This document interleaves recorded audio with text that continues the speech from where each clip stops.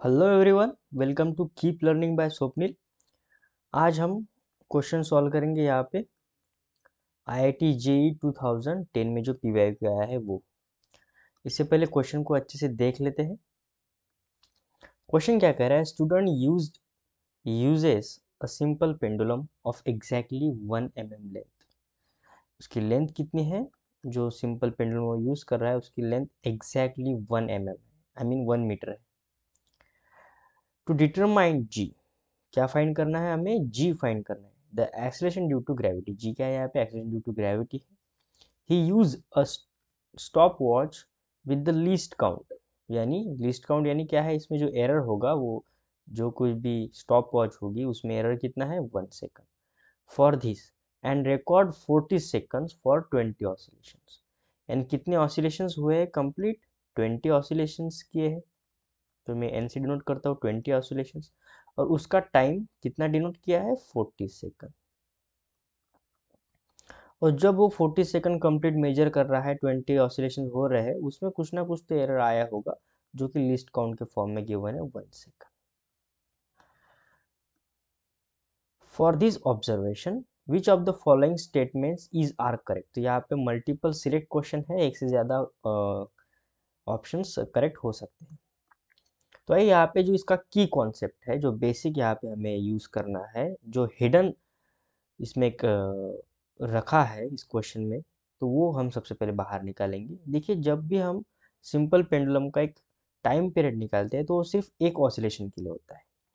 उसका फार्मूला होता है T is equals to 2π√L/g। तो ये जो टी होता है ना, ये सिर्फ वन ऑसिलेशन के लिए होता है, सिंगल ऑसिलेशन के लिए। टाइम पीरियड उसे ही कहा जाता है, सिंगल ऑसिलेशन के लिए। ठीक है, तो ये है वन ऑसिलेशन। पर अगर मैं यहाँ पे देखूँ, ये जो टी है ये 40 सेकंड जो है, ये सिंगल ऑसिलेशन के लिए नहीं है, ये कंप्लीट 20 ऑसिलेशन के लिए। तो अगर मुझे सिर्फ सिंगल ऑसिलेशन का फाइंड करना है तो मुझे सबसे पहले इसे सॉल्व करना होगा। तो वो कैसे करेंगे? देखिए, सबसे पहले अगर मैं एन ऑसिलेशन को टी के साथ मल्टीप्लाई करूँ, टी यानी एक ऑसिलेशन को जो टाइम लग रहा है वो इंटू 20 ऑसिलेशन, तो कंप्लीट मिलेगा टी। एक oscillation into number of oscillation is equals to complete oscillation. तो मुझे अगर सिंगल ऑसिलेशन का टाइम चाहिए, टाइम पीरियड चाहिए, तो ये आ जाएगा t/n। टी की वैल्यू मुझे पता है कितनी है, 40 सेकंड मेजर किया है, और नंबर है कितने? 20। 0 से 0 गया, 2 से 2 अंदर 2, 2 2 जा 4। तो यहाँ से टी की वैल्यू आ गई है 2 सेकंड। अब इसमें कुछ एरर हुआ होगा, तो ये जो एरर है ना 1 सेकंड, ये एक टाइम ऑसिलेशन के लिए एरर नहीं है, ये कंप्लीट 40 सेकंड का एरर है। तो हमें एक टाइम के लिए एरर चाहिए। तो मैं यहाँ से इसे कैसे लिख सकता हूँ?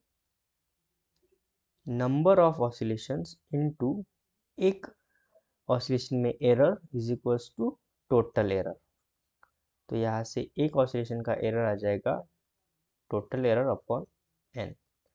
तो ये है 1/20। ठीक है, तो यहाँ से डेल टी जो होगा वो आ गया है 1/20। अब हम इस फार्मूला को, हमें जी फाइंड करना है, तो जी को एक साइड लेके जाएंगे और सभी टर्म्स को लेफ्ट राइट हैंड साइड में लेके आएंगे।